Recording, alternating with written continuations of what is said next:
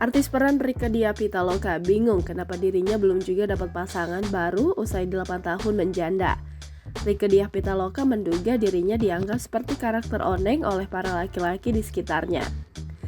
Menurutnya, para lelaki tak mau mendekat pada sosok oneng yang dirasa kurang cerdas, apalagi untuk dijadikan istri.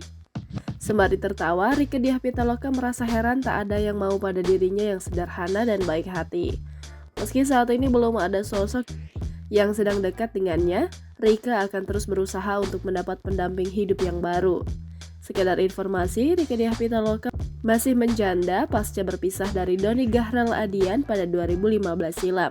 Kayaknya cowok tuh gini, males deh kalau punya bini on gitu. Si nempel ya oneng. Jadi susah. Ya berusaha ya. Mohon doanya kepada seluruh rakyat Indonesia itu. Males karena on atau males karena kepintaran? Enggak tahu. Atau terlalu tinggi? Enggak lah. Enggak juga. Saya orangnya sangat sederhana dan baik hati. Cowoknya aja yang nggak mau.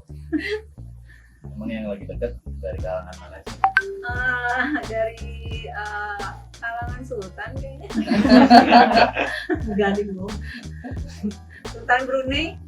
Tapi emang lagi nyari apa gimana sih teh? Selalu mencari, Dapat. nggak nemu.